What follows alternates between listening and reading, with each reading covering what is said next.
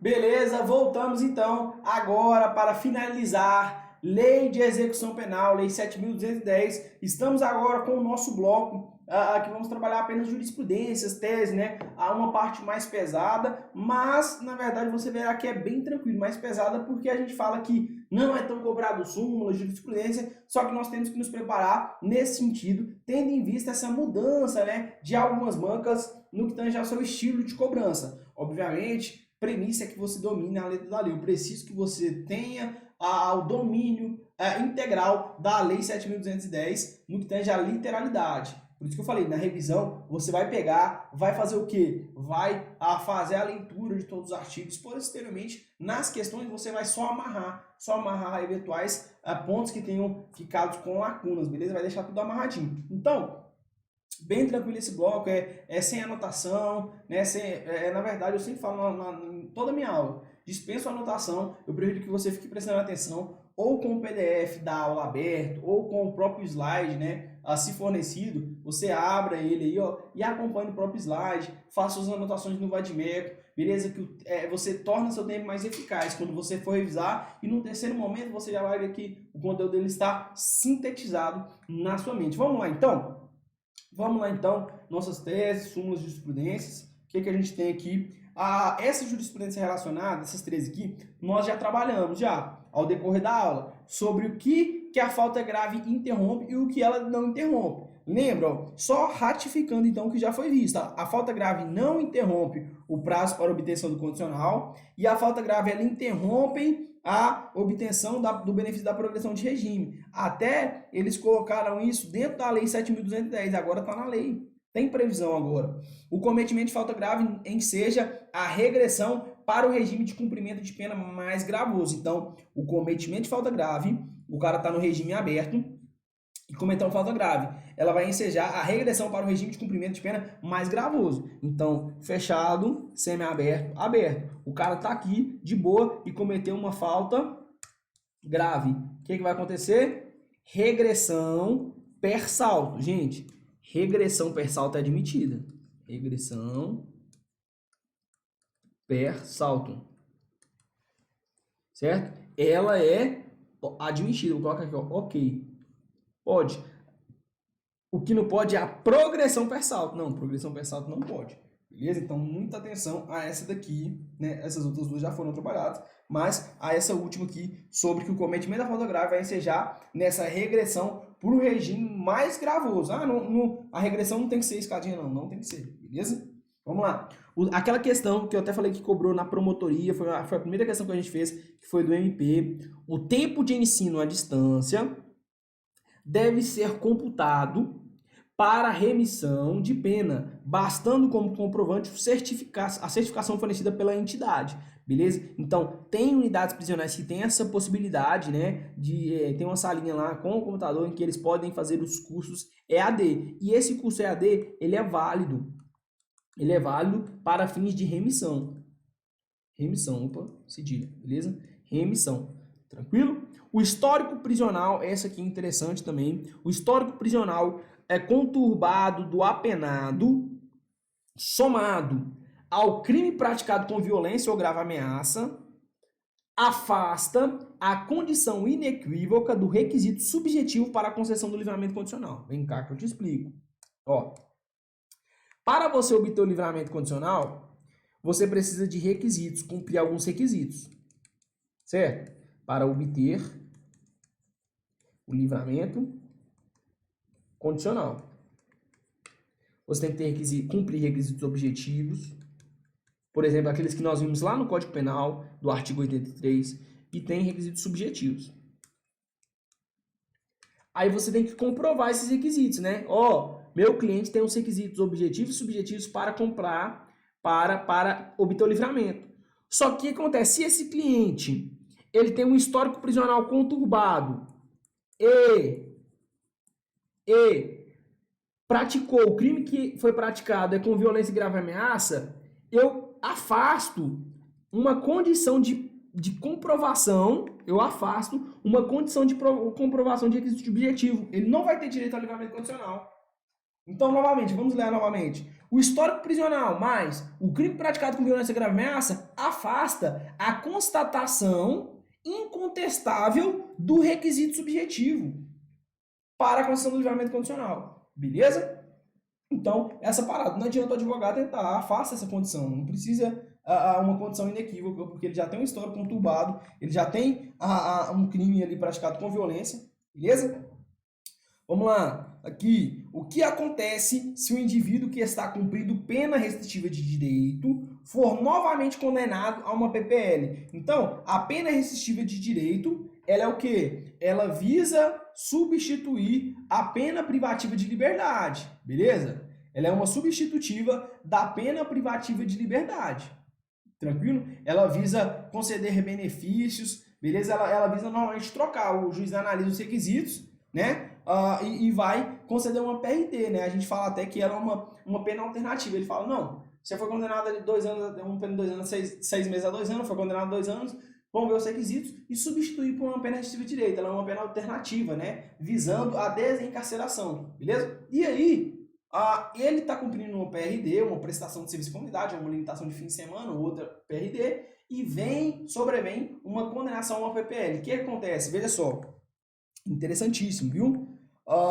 Sobrevindo condenação por pena alternativa, no curso da execução de uma PRD, as penas serão objeto de unificação com a reconversão da pena em privativa de liberdade, ressalvada a possibilidade do cumprimento simultâneo, e isso só é possível se ele estiver no regime aberto, beleza? Aos apenados em regime aberto e vedada a unificação automática nos casos em que a condenação substituída por pena alternativa é superveniente. Então, ressalvada a possibilidade do cumprimento simultâneo aos apenados em regime aberto. Opa, ele está cumprindo uma PRD, né? E aí ele é condenado a uma PPL, vai unificar. Agora imagina que ele está numa PPL, por exemplo, aqui, e ele tem uma pena restritiva de direito para cumprir. É possível cumprir as duas? Não, ele cumpre a pena privativa de liberdade, depois ele vem lá e cumpre a pena restritiva de direito. Mas se ele estiver no regime aberto, aí é possível que as duas sejam cumpridas simultaneamente. Beleza? Aí é possível se ele estiver no regime aberto. Aí também fala aqui, ó, é vedada a unificação automática nos casos em que a condenação é substituída por pena alternativa é posterior, é superveniente. Beleza? Então, o principal é essa indagação aqui, o ponto X aqui, essa indagação, se é possível, e aí você já sabe que a possibilidade, né, a lei ela traz essa previsão. Quando o cara tá com uma PPL e ele é condenado por uma PRD. O que ficou indagado aqui foi ao contrário. E quando ele tá com uma pena restritiva de direito e é condenado por uma pena privativa de liberdade? Aí vai ser o que vai ser feito, né? Vai ser feito aí a unificação e a reconversão para uma PPL. Aqui, ó, novamente. Execução da pena. As penas serão objeto de unificação com a reconversão para uma pena privativa de liberdade. A não ser que dá para fazer as duas ali no caso do regime aberto.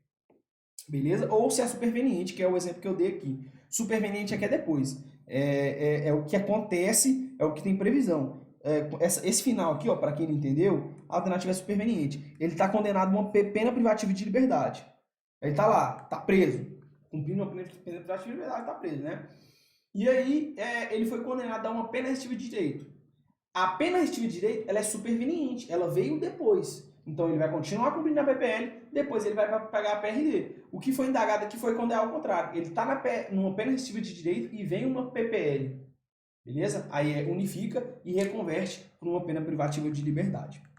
Segue. Vamos lá. Tá acabando, só mais 2 aqui, ó. A interpretação do artigo 112, parágrafo 3º. Lá no 112, parágrafo 3º, a gente vê aquela progressão especial da mulher gestante, beleza? Aqui, ó, a gente vê a progressão especial. Nós vimos aqui.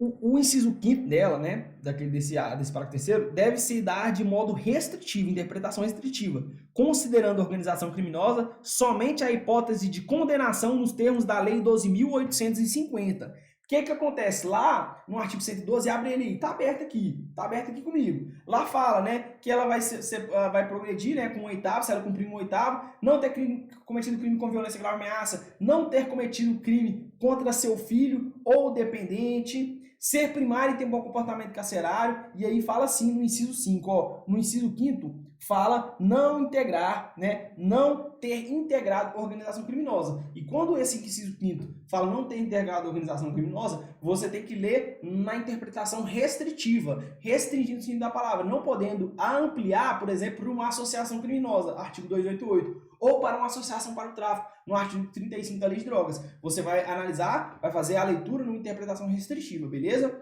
Foi isso que ficou fixado nessa tese aqui.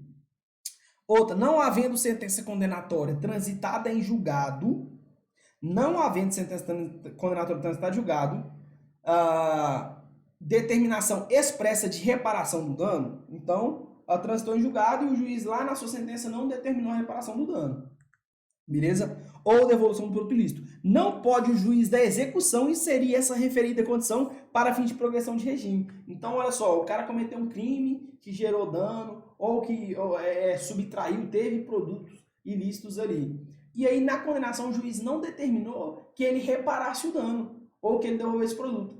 Quando o juiz bateu o martelinho, foi condenado, ele começou a cumprir a pena. Aí, quando ele for progredido, fechado por aberto, o juiz da execução, o juiz que condenou, da instrução em julgamento, certo? O juiz da execução, que toma conta dos que estão na execução penal, fala assim, ó, para você progredir, você tem que reparar o dano, ou devolver o produto obtido ali através do crime. Não, não pode. Porque se o juiz da instrução em julgamento, na sentença, não bateu o martelo falando para devolver, por que o juiz da execução vai falar? É isso daí, mais ou menos não, é isso daí que está aqui nessa garapa aqui, beleza? Novamente, não havendo sentença condenatória transitada em julgado, determinação expressa de reparação do dano, não pode o juiz das execuções inserir essa referida condição para fins de progressão. O artigo 112 aqui da LEP, que é esse do artigo 112, inciso 5º, né? Agora não é mais o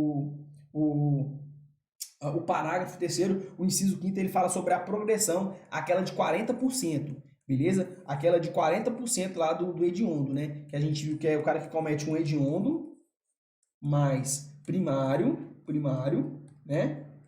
Mas sem morte.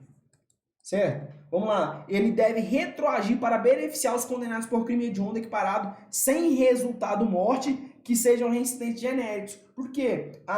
Isso aqui, ó, quer dizer que esse parágrafo 5º, ele foi uma novatio legis in melius, uma nova lei melhor. Os caras que tinham cometido crime hediondo, veja só, sem resultado morte, eles tinham a progressão ali com 2/5, certo? 2/5. E aí acabava ficando pior do que essa de 40%. Então, quando veio esse inciso 5º aí, ó, artigo 12, artigo 112, inciso 5º, trazendo 40%, uma novatio legis in melius, uma nova lei melhor. Aplica a retroatividade benéfica? Aplica. Então, esse artigo 5º, esse inciso 5º vai retroagir e pegar a galera que cometeu hediondo primário sem resultado morte. Beleza? Então, a LEP deve retroagir para beneficiar os condenados por crime hediondo ou equiparado sem resultado morte. Por quê? Professor, mas calma aí. Aqui fala primário. Mas por que aqui fala ainda que sejam reincidentes genéricos? Porque antigamente, né, era aquela reincidência. Na verdade, a nova lei trouxe a reincidência específica. Então, nada ela falou sobre o reincidente genérico. Então, aí, no caso, em bonam parte, você vai abarcar essa galera. Então, a lei vai retroagir para alcançar esses aqui, beleza? Esses reincidentes genéricos em crime hediondo sem resultado morte. Eles vão pegar essa progressão de 40%. Na verdade, como na época, antes dessa previsão aqui, eles estavam sobre a luz ali dos 3/5, né? Do 3/5, que é pior que 40%, né? 2/5 não, perdão, falei 2/5. 2/5 é primário. Eles eram residentes genéricos e catavam 3/5. Aí veio a nova lei, né? As novas alterações vigorando sobre a reincidência específica, e aí eles são beneficiados com esse inciso 5º, beleza? Com essa novatio legis in melius. Vamos lá? O reconhecimento de falta grave consistente na prática de fato definido como crime doloso, no curso da execução penal, dispensa o trânsito em julgado. Então, desde que ocorra a apuração dos instrumentos garantidos constitucionais. Então, eu cometi uma falta grave. Eu cometi um crime doloso, que consiste em uma falta grave, e suponhamos que eu gerei a subversão da ordem da disciplina. O que acontece comigo? RDD, não é? Mas aí eu tenho que esperar o trânsito em julgado do crime doloso para eu sofrer a falta grave? Não. Beleza? É isso que fala. O reconhecimento da falta grave, consistente na prática de fato definido como crime doloso, dispensa o trânsito julgado da condenação criminal. Então, eu não preciso esperar a condenação criminal. Opa, realmente ele foi condenado, foi crime doloso. Agora vamos submeter ele ao RDD. Não. Já é de imediato ali, né? De imediato eu falo subsequente aos atos. Não precisando esperar a condenação no âmbito criminal para eu submeter o cara ao RDD. Beleza? Então, dispensa.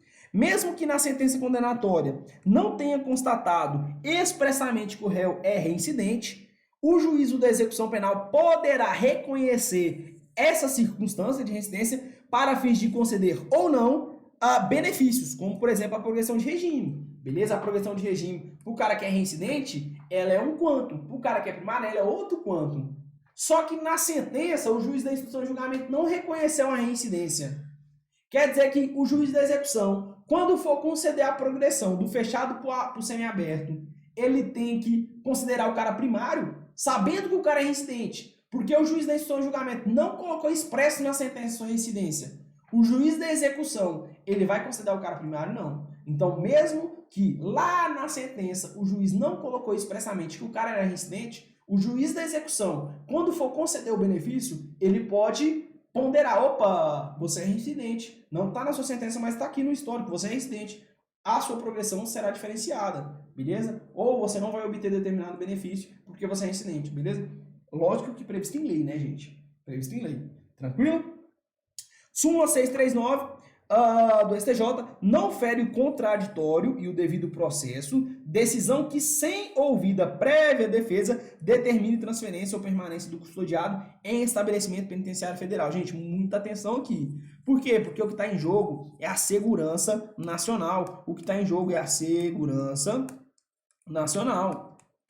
Beleza? Então, não fere o contraditório e o devido processo. Decisão que, sem ouvida prévia defesa, determine a transferência ou a permanência do custodiado em estabelecimento penitenciário federal. Porque aí você vai jogar na balança e realmente o que está em jogo é a segurança nacional, né? E aí não importa, por exemplo, vai ocorrer a transferência de um preso, ele é de altíssima periculosidade, tem informação que ele vai ser resgatado naquela data à noite. Aí eles vão aguardar a defesa prévia se manifestar para... Entendeu? Obviamente que não. Entre ali essa transferência e a segurança nacional, você coloca aí o que está em jogo. Obviamente, posteriormente será dado o direito de defesa, de contraditório, posteriormente, né? Para que o advogado tente exercer ali os direitos que eles são assegurados para ou voltar a ele ou manter ele em determinado estabelecimento. Mas, de imediato, essa transferência não fere nenhum preceito constitucional, beleza? A posse de chip de celular caracteriza falta grave, porque a lei fala assim,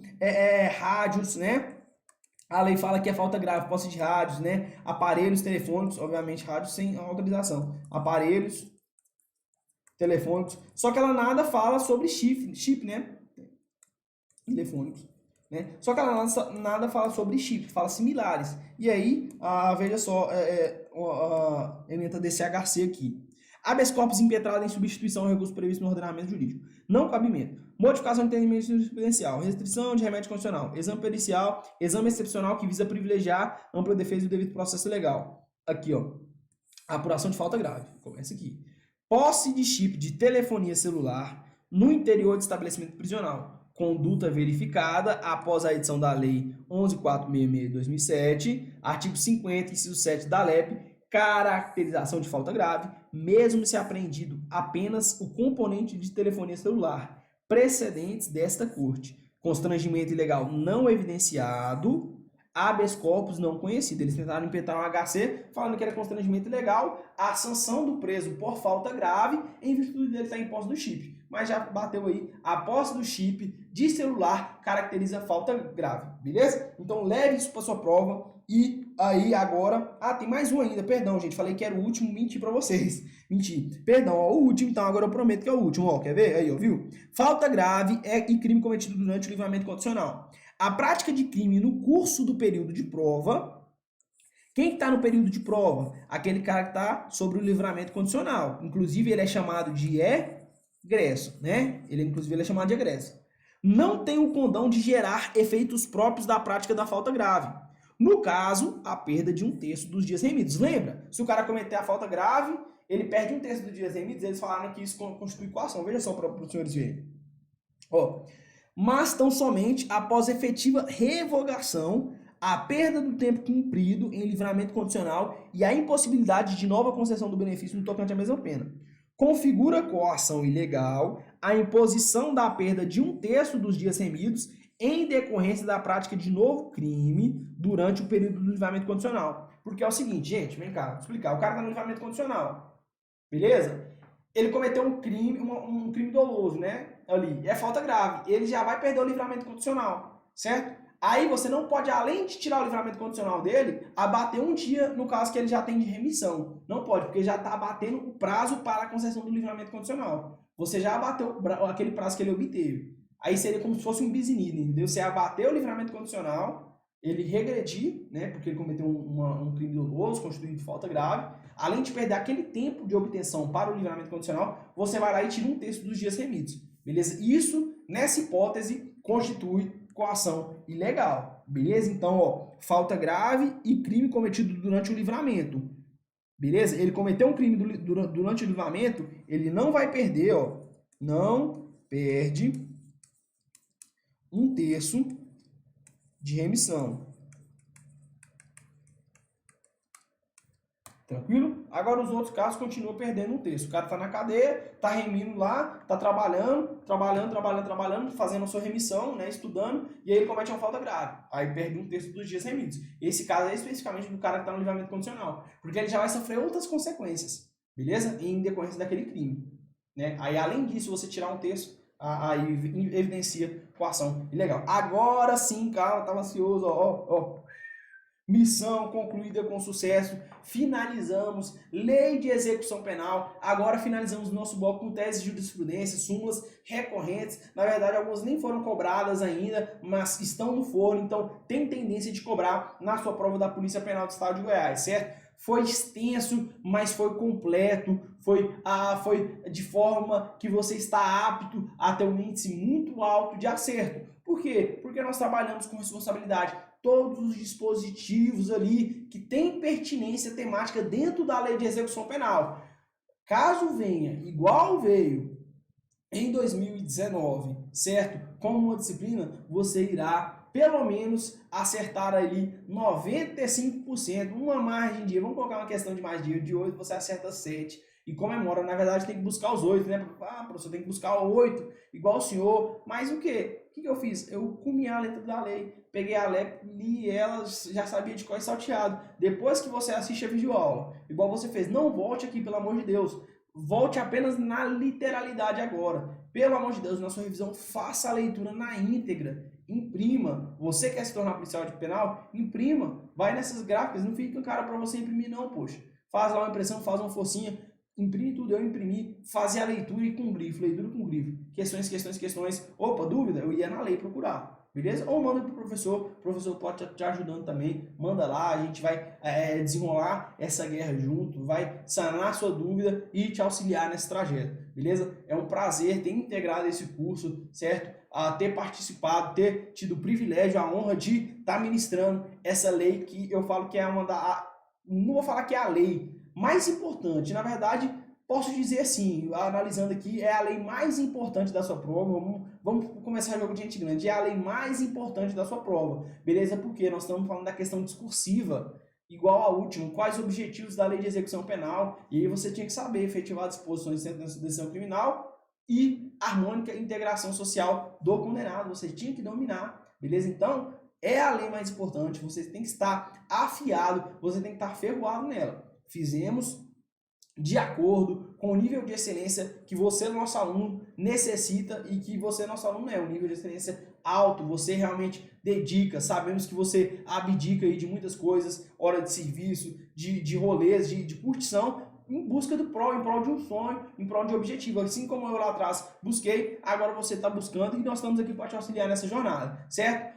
Foi um prazer estar integrando este curso aqui e nos encontraremos em outras legislações, beleza? Não vou estender mais, porque eu sei que você está cansado, né? Professor, eu tô cansado, tá sugado, não tá nada, porra. Não tá sugado, não. Tudo pode piorar. Mentira, eu sei que tá, o psicológico vai pesando, mas é isso aí. Quando você sente com esse sentimento aí, é porque a parada vai começar a virar, o jogo vai te favorecer. Com muita responsabilidade, sempre com muita sinceridade e humildade, a gente sempre preza isso aqui no Caveiras Negras, todos os nossos professores, o professor Natanael, o professor Caldeira sempre prega isso também para com a gente, humildade acima de tudo, você vai vencer, beleza? Tamo junto, qualquer dúvida, Gabriel Andrade G22 no Instagram, pode mandar mensagem, é um prazer conversar com nossos alunos, toda vez que você manda mensagem, respondo, converso, passo o WhatsApp, porque a gente constrói essa relação e eu posso ver como que eu posso te auxiliar nessa empreitada aí, beleza? Tamo junto e até mais, minha continência de respeito para com os senhores. Fui!